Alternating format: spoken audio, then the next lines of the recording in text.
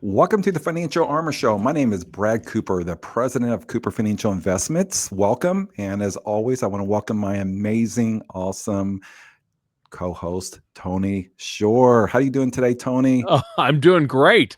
You look Great, great. great to be here with you. Yeah, I've been fantastic. Brad, I haven't seen you in a couple of weeks. In fact, I haven't talked to you since I know. Thanksgiving. Did I make you And mad? no, never. That's not even possible, Brad. Yeah, I've been missing you, buddy. And I know so it. I'm glad we're doing the show today together. Thanks for having me on your show.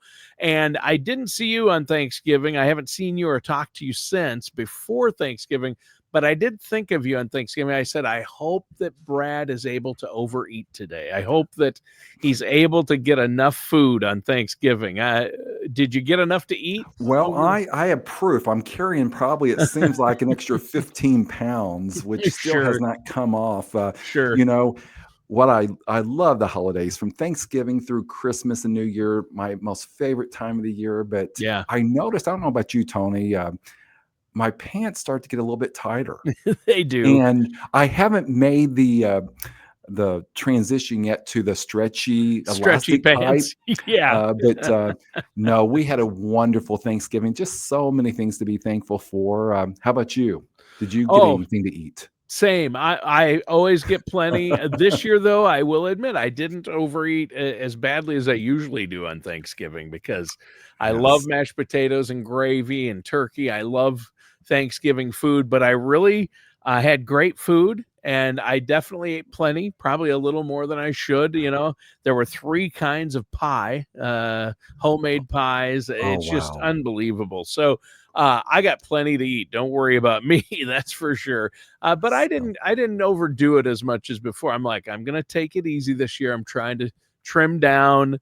You and I, we're going to this big financial conference next month yes, there in January at least, right there near your home office. So that's right. that'll be And nice. and we got to look good and and buffed in our We, clothes. we got to look good. I mean, I want to hit the pool while I'm there. That's I right. gotta get into fighting shape here. But yeah, it'll be fun to hang out with you there Yes, too at looking the forward to event. it. A lot of great speakers are going to be there. I mean, boy, they have a lot of A-list speakers and celebrities lined up for this event, and a lot of Right. great financial minds. And I know you will probably be getting up and saying a few words, and you and other top advisors from around the country get together. And this year it happens to be in the Scottsdale area, which is I nice. know. Last year I think it was in Austin, Texas. That's right. It's been in Las Vegas. It's been all over the place, Colorado. But this year I'm glad it's in Arizona. The weather's better than it is up here in Minnesota right now. I'll tell you that. I Boy, showed you the temp. It was -8 the other day when I got isn't up. that crazy? The actual temp. And when it's -8, you can't be outdoors for more than 5 minutes. I mean, you'll freeze. You'll start to get your you'll get frostbite. It's bad. So Well, we know a little bit of how you feel because it got down into the 40s the other night. right. Just, for a few hours. Then it jumped back up to 70 degrees and Yeah. sunny, but I understand, you Yeah. If know. it's in the 40s here, that's shorts and t-shirt weather. Yeah, up in Why do you think I Minnesota. have a jacket on, Tony? Yeah. I come into Yeah. the office this morning and everything's on a timer. And apparently Yeah. the timer didn't work because the office was like 67 degrees and my whole office had jackets on, Oh coats my on. goodness. Yeah. I said, Yeah. well, let's crank that up to about 75. Right. Hey, getting into our topic for Yes. today, Brad, you've got a good one for us, don't you? Yeah, we're going to be talking today, Tony, about getting financially ready for 2026, which is kind of hard to even think that we're approaching less than a month away from 2026. This year And just flew by. Christmas is less than 3 weeks away Yeah. from this recording, which is just insane how Yeah. time flies. It does. And as you get older, the years just fly by in a snap. But sometimes the days can still be long. That's what I find interesting. And when I was a kid or younger, a young adult, and, my grandparents would say, oh, time just flies by so fast when you get old. We'd be like, oh, whatever, time is time. But now, I'm like, wow. It just seems like I'm like, wow, it's already Christmas again. I know. I heard this saying not too long ago. The days are long, but the years are fast. Yes, that's Is exactly how I feel. Don't you? I mean, it just seems like yesterday we're talking about January 2025, and Yeah. just like that, time Yeah. goes by. So we're going to talk about 2026 and what people need to be doing, right? So true. And really, the theme of this really ties into an event we're doing in January, and we're going to be putting this out on our website here in the next couple of weeks. But in January, I believe the 29th, we're going to be doing a health and wealth event. And really, the theme of today, I read a article in Kiplinger magazine, the 7 practical steps to kickstarting your 2026 financial planning. And a lot of it talks not about only about wealth, but life and health as well, because you can have all the money in the world. You could have millions of dollars in your checking account, but if you don't have your health, you don't have anything. That's right. That's right. It does feel like the right time to pause and think about that, right? Make sure our financial strategies match our priorities and get both our physical our financial well-being and our mental and physical well-being as well. I mean, your health is just as important as your wealth, and they tie together, don't they? They do. And, just in the last 30 days, Tony, we had 4 clients pass away, Oh, ranging from wow. 65 to 80 years of age. Wow. And, there's no guarantees for any of us tomorrow. So Sure. I just finished up with a visit with a new couple that just came in our office right before I jumped on here with you, Tony. And both of them are in their 60s. Both of them are on their second marriages. And the reason why, they both lost spouses Mm, in the last 5 to 10 years. And we were talking about, what makes us different. And one of many things I discussed was you're going to hear from Brad Cooper, you're going to hear from Cooper Financial to be a good steward of your money, but also go out and create memories. Go yeah. out and do things you want because there's no guarantees for any of us. And, you know, that's kind of the theme and the direction we're going with most, but also, just what we're talking about today, getting financial ready, being a good steward and doing a good job planning. And I find, Tony, that the majority of my industry, they don't do what we do. They talk about financial planning, they talk about investments, and usually stop there. And there's so much more to it. For an example, which Kiplinger talked about in this article, is estate planning. Hmm. I would say probably 40 to 50% of our clients, Tony, are on second marriages. Wow. And they have children from different, marriages. And, the first area of estate planning is making sure you review and update your estate plan and make sure while you're still living, you're healthy, that you revisit that. We recommend every 5 years and make sure that what's in there is matches your morals, values, and what you believe is fair at the end of Yeah. the day. Yeah, and boy, estate planning or enhanced planning and legacy planning, it's really so important, isn't it? And I saw that happen with my grandfather when he passed, and my dad and his 3 siblings, had to divide up the farm, and unfortunately, that generation, my grandfather was from the greatest generation. He Right. passed at 101 and lived a long, Wow. happy, healthy life too. But he had a will and he had some things spelled out, but he didn't communicate with anyone Right. beforehand. And so there was some conflict there. So you really want to make sure you don't leave your family in a bad situation. You want to prevent estate conflict and make sure your legacy plans are very clear, not just in a will, but you might want to look at trusts. You might want to get the whole family together to communicate and make sure that they all know that have met you, Brad, or your financial professional, and hopefully our listeners and viewers out there are working with a trusted financial services professional like yourself, if not yourself, because that's a critical part of this too. When someone passes away, when you have a client pass away, then a lot of the loved ones come to you and say, "Oh, what's going on?" Or you can help them. Right. Okay, here's where everything was at. You work alongside estate attorneys. Am I right in that? You're so right, Tony. I'm glad you brought this up because this is one of the main priorities we have in the past and really focus more so in 2026 is it's one thing for our clients to have a good financial plan, to have a good estate plan, but we're taking it to the next level. Now, communication, like you said, Tony, is so vital. Let's bring the kids in.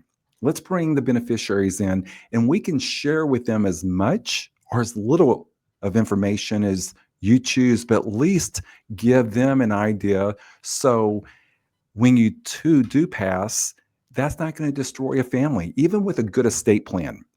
And here's a new conversation we're having here in the last year or two with our clients is it's a big responsibility for a son or daughter or child to be the trustee of an estate, especially a Yes, large estate. it Even is. though your wishes are in the estate plan, the trustee's responsibility, normally a son or a daughter, has to carry those out. And I can tell you just from experience and from the stories we hear daily from our estate planning attorneys, the horror stories. Mm, One of the siblings or the in-laws, sister-in-law or brother-in-law think something wasn't done fairly. And right. that's destroying families and relationships, which I believe, Tony, that's the last thing mom and dad ever wanted. Yeah. So there are what we call trustee services and companies that will step in. And my wife and I have done the same thing. None of my kids or family members are trustees. We have an attorney that's the trustee that's going to step in and be responsible A for th- carrying out our wishes. Yeah, if So, you have a third party you can truly trust with that, yes. that can help because it was the same with my grandfather. One of the four siblings was made the trustee, and um, it wasn't communicated to any of the others what was Wow. needed, and two of the four siblings aren't talking anymore, and it was a tight knit, loving family, and that's just, and it Wow. was over. It started over his pickup truck. Like he had everything laid out, the land. Everybody agreed on the land, and then it was the sell off the property, who gets the tractors and the buildings, and then who gets the household goods, and that was pretty well spelled out, and there wasn't too much conflict. But two of the siblings swore that their dad had told them they could keep his pickup truck. It's like, okay. Yes. I mean, and it's probably one of the least valuable. I mean, it's valuable, but not Right. not compared to the land and the other things. And there was no argument about any of that. But the truck, Truck. and because it wasn't communicated or spelled out clearly, that's what caused it. So sometimes, and you've seen this probably with Yes. people you've worked with, where one thing can cause family disharmony. So I like that. You want fairness, but you want to have your peace of mind that you're going to not leave your loved ones with a burden or create disharmony in the family. And to do that, I think communication is the key, right? It is, Tony. I was just thinking when you were sharing that, and we have lived that so many times, in conversations with clients who have passed away and their siblings and seeing that go on. But two things that will cause arguments all the time: food and money. Yeah. Food and money. Yeah, Right? exactly. Right. You used to say politics and religion, but food and Oh, money are up there, especially within a family. Yeah. oh, it is. Or go Yeah. to a restaurant, the Yeah. order's wrong, you'll see arguments. But one thing I want Or to add too, one Tony, person doesn't like the restaurant chosen, or something. Yeah, it, it's it is. food is a big one. Money is the biggest, and they say the number one cause of divorce is financial, and Right. that's why spouses need to be on the same page and work together with a financial services professional. Now, when people work with you and you come up with financial plans or work on their legacy plans with them Right. and an attorney, you always recommend that both spouses be involved, right? You tell people that, right? It's funny, Tony, because right before I jumped on here, I was talking to our two advisors, and I just reminded them that in most cases, not all cases, but occasionally we'll hear, you know, Husband comes in to the office. His wife's not with him.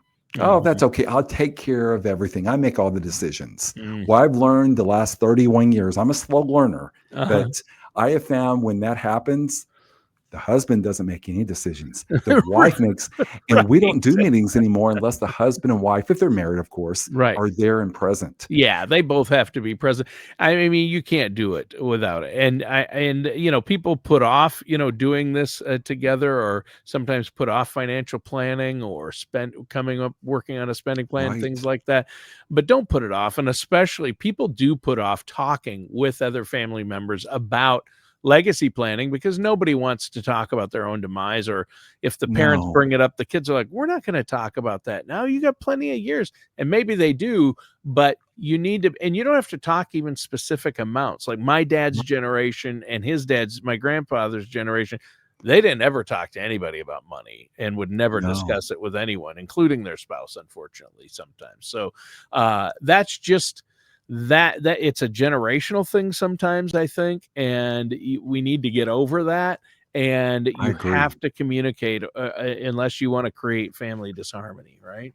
And I agree 100%. And unfortunately, Tony, I'm still seeing that today more so than ever, where one spouse, whether it's the husband or the wife, is in control of 100% of the money. I Yeah. just finished up with a meeting before, and then right after we're done, Tony, I have a meeting with one of our clients who just lost her husband in the last 30 days.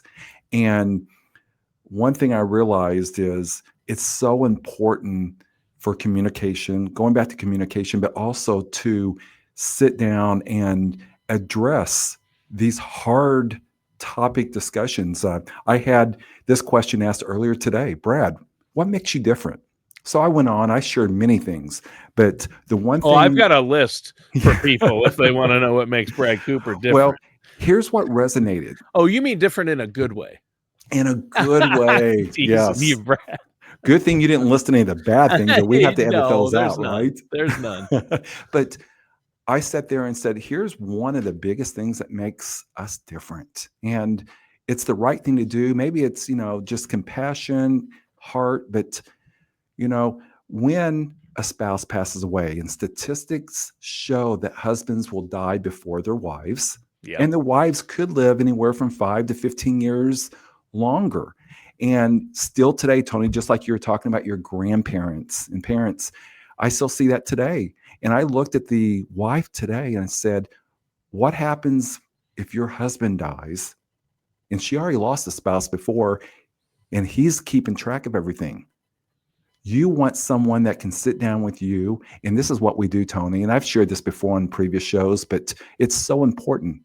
When we lose a client, we'll bring in the surviving spouse, we'll bring in the children, we'll bring in our attorney, our CPA, and we will hold your hand and walk you through this so difficult process, which I can't even comprehend or imagine, and make this as smooth and easy as possible. Because I can tell you the steps that a widow or widower has to take when they lose a spouse with these financial and insurance companies, in most cases, can be a nightmare. Yeah. And so important. But, going through several of these steps too is, communication, but also being a priority of your values. What's Hmm. important to you and your spouse, Yeah. and identifying those and relaying those, in your estate plan with your family. And the good news, Tony, when you're planning out and talking about all these difficult conversations, all this can be changed, especially if you have a revocable trust. This is something you could change on a regular basis as things Sure. change for you as well. Yeah. But one thing you mentioned, which I 100% agree with, and this is for all the do it yourself investment people out there, people that are managing their own money, that don't want a financial service professional. Here's my advice to you. That's fine. We have a lot of clients managing a little bit of their money just as a hobby to keep them sharp, but be thinking of your spouse, because if you're taking care of all the money, if something happens to you, whether it's death, a stroke, or whatever, you want to rely on a trustworthy financial Yes. service professional who can step in and hold your hand through this process. Yeah. Yeah, you really do. And there are different steps you can take. And that's probably the biggest step for the new year. Make sure you're talking to a trusted financial services professional, a fiduciary who's going to be looking out for your Yes. best interests. And I know you and the team there at Cooper Financial, that's what you do. I think that's so important. Right. Now, as far as preparing for the new year, what's something else that we should probably be thinking about here, Brad? I mean, there's a lot Yes. to consider. What are some of the steps people need to be taking? As we go into year end and finish the year, number one, look at taxes. Yeah, If you haven't already, I know for our CPA and our tax team, the busiest time they have is the fourth quarter of every year, not during tax season when they're preparing. right. It's the fourth quarter, they're planning out. So sometimes there's things you can do to minimize maybe taxes, you know, before it's too late, because Before the end of the year. Yeah, that's right. yeah, And then two, that's one area that you want to pay attention to. Also, is if you haven't had your portfolio looked at or reviewed lately, you yeah, know, it's a good time because, of course, we're optimistic that the market's going to continue to do well. But what if it doesn't? yeah. What if it And we've had a drops? big upswing, so maybe you want to readjust. Maybe now, because of what the market's done, you're looking at you have too much in one area. Like maybe you're 80% stocks or risk, and maybe you need to get that down closer to 60 and reallocate some of that money into safer options, or as you get older or closer to retirement or in retirement, right?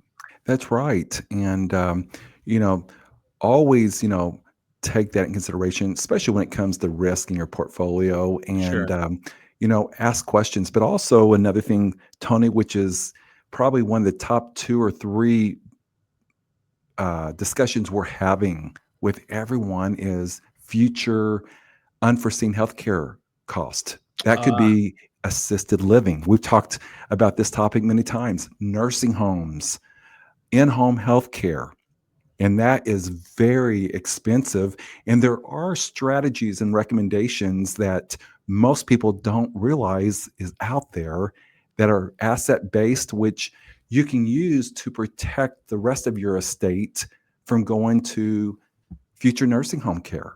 mhm. Yeah, and I do you know, you bring that up, it's so expensive. Both of my parents are in long-term care, and, Wow. that's why you wanna maintain your health now, becau to minimize that cost burden later. But, they say 2 out of every 3 people now, approximately 2 out of 3, it's almost 2/3 of people will Right. end up needing long-term care. So have a plan in place for that, and look at your healthcare costs. Even Medicare, once you retire, that costs money. So make sure you have a plan to cover healthcare costs, and look at what your healthcare costs are going to be next year, whether you're working or headed into retirement or in retirement. Prices are going up. Maybe they Right. should meet with yourself and look at their different options. Maybe you have some new options before the end of the year or beginning of next, to really look at what you're doing for health and healthcare. That's a big part of it. It is, Tony. And, if your advisor is telling you you're going to be fine, you can self fund your long term care. Yes, that may be true, but do not accept that as an answer Right. because there are solutions that most of my industry will not share with you because they just don't know what they don't know. Yeah. Or if they do know it, maybe it's not profitable for them. So they refuse to recommend that, especially when it comes to this type of care, but also what we're doing. And I would recommend too, which we're having this conversation every day with clients, is yes, you have your financial house in order. Everything's looking great. However, yes, you're prepared for long term care, whether it's nursing home, assisted living care, but do your children a favor. While you're young and healthy still, and there's not a need, determine where you want to be. Is it here in Arizona? Is it to move back to Minnesota where it's 100 degrees below zero? Make sure they have a good heating system in that Yeah. nursing home. But Yeah. wherever the case may be proactive. and start looking at a lot of these facilities and pass that on to not only your financial professional, but also your children. So that will help the process and the transition so much easier. My wife and I had to make those difficult decisions for her parents, my mom as well. It's very stressful. Yeah. And I'm in the business, Tony. You've been in this industry on the other side of, the mic there for years. You're very well educated, but it's stressful. Just what you're dealing with your parents. And Yeah. they've done a good job planning, but it's still stressful, isn't it? It is. It is. And so the more professional, the better the team you have surrounding you when Yes. it comes to your healthcare and your finances. And I know you work alongside Medicare specialists there in your Right. office to help your clients. So I just think that's so important to have the overall well-rounded picture, especially before we head into the new year. Get some of these financial options taken care of. Write down your goals for the next year, list your priorities, financial and health wise, and make sure they're up to date. And I just think that's such an important message. Yes. Brad, to wrap things up, is there anything else you want to add before we go? No, what we just talked about today, and Tony, what you just finished up with is what I call holistic financial planning. And that's what we do and do very well versus our industry. And most of our industry does not deal with all the risk in holistic financial planning. Why? It takes time. Yeah, And a lot of time, there's not enough pay to the investment or sure. advisory firms. So that's why they choose not to, which that's okay. However, holistic financial planning. So go out and seek a holistic financial service professional and let them pour into you and teach you and educate you on some things that you may not be aware of. And with us, we don't charge at all that first visit at all. So That's for great. more information, you can call our office, ask any questions. That's probably the most enjoyable thing of doing this show, Tony, is receiving questions and Yeah. answering those. You can call us toll free, 888-390-5277. Again, that's toll free, 888-390-5277. Or if you just want to send us a quick question, you can visit our website, financialarmorshow.com. Again, that's financialarmorshow.com. And we'll be more than happy to respond to your questions. If we don't have answers, we have some of the best experts in the United States that we can seek out and get information for you. All right. Well, Brad, just a great show today. A lot of great information for our listeners and viewers out there. I appreciate you for having me on the show and giving us all this great information to think about. It was a great conversation today. Listeners and viewers, thanks for tuning in. That does it for today's episode of the Financial Armor Show with our host, Brad Cooper. Thank you.